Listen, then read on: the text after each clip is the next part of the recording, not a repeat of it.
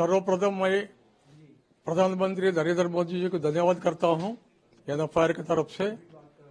ये national federation of Indian railwaymen का long standing demand है।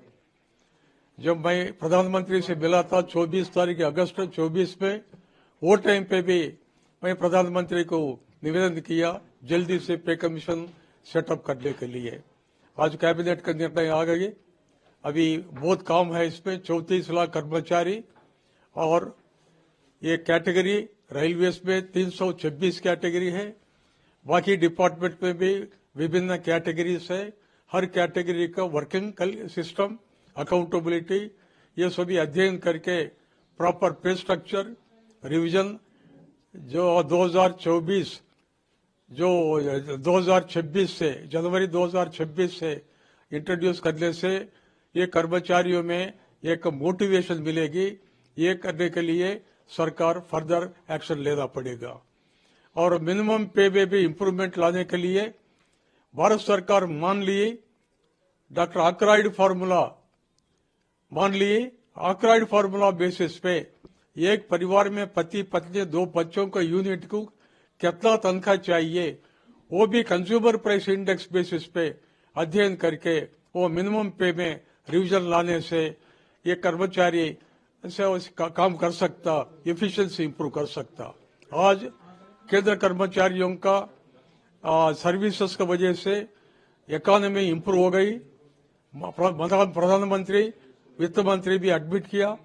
यही क्रम में कर्मचारियों को मोटिवेट करने के लिए 8th सेंट्रल पे कमीशन माध्यम से वो रिवाइज्ड पे स्ट्रक्चर देना, मुझे विश्वास है ये सेंट्रल पे कमीशन एक अच्छा फलित देगी। 8th पे कमीशन की घोषणा के लिए माननीय प्रधानमंत्री श्री नरेंद्र मोदी जी के प्रति मैं आभार प्रकट करते हुए यह कहना चाहूंगा कि इससे रेल के कर्मचारियों में, अधिकारियों में काफी खुशी है। और इसके लिए माननीय रेल मंत्री श्री अश्विनी वैष्णव भी जो हैं वह धन्यवाद के पात्र हैं। इस पे कमीशन का इंतजार सभी रेलकर्मी कर रहे थे और निश्चित रूप से इससे काफी हर्ष व्याप्त हुआ है और लोगों को ज्यादा काम करने, बेहतर काम करने का मोटिवेशन जो है वह मिलेगा।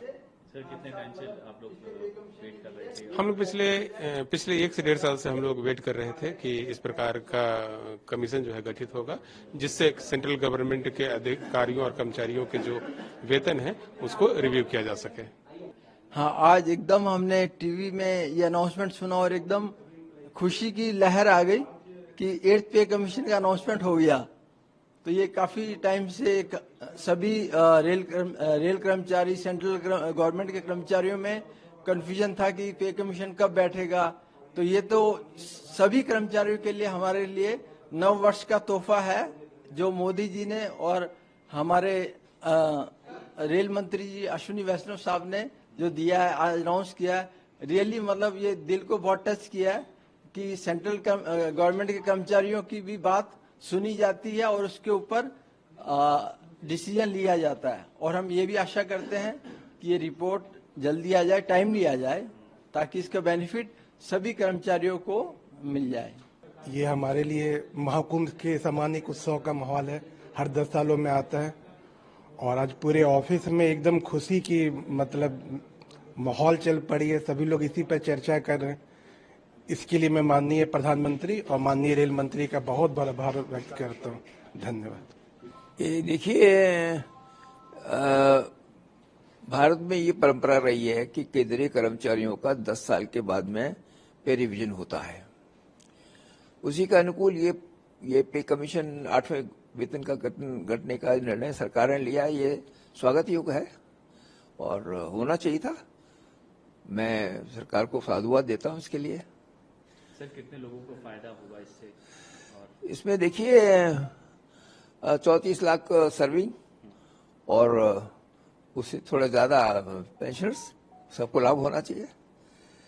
और मुझे विश्वास है कि पिछले 7 वेतन आयोग के अंदर जिस प्रकार से पेंशनर्स को और सर्विंग एम्प्लॉयज को दोनों को एक्वायर्ड फॉर्मूला के बेसिस पर मिनिमम वेज डिसाइड हुआ है और अपर दूसरा पे स्ट्रक्चर डिसाइड किए हैं, उसी के अनुसार होगा। और सारे फैक्टर्स को ध्यान में रखेंगे। महंगाई किस तरह बढ़ी है, महंगाई का समावेश होगा ही होगा और पे एडुकेटली हाइक होनी चाहिए।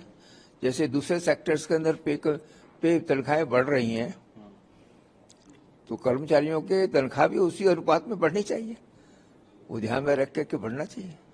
और सरकार ने जहां तक पेइंग कैपेसिटी का सवाल है, सरकार ने अपनी पेइंग कैपेसिटी बढ़ाई है, खूब टैक्स कलेक्शन हुआ है, कर्मचारियों से, आम जनता से जीएसटी हर चीज पे लेके पैसा तो बढ़ ही रहा है, तो कर्मचारियों को भी उसी का अनुपात खुश रखना चाहिए।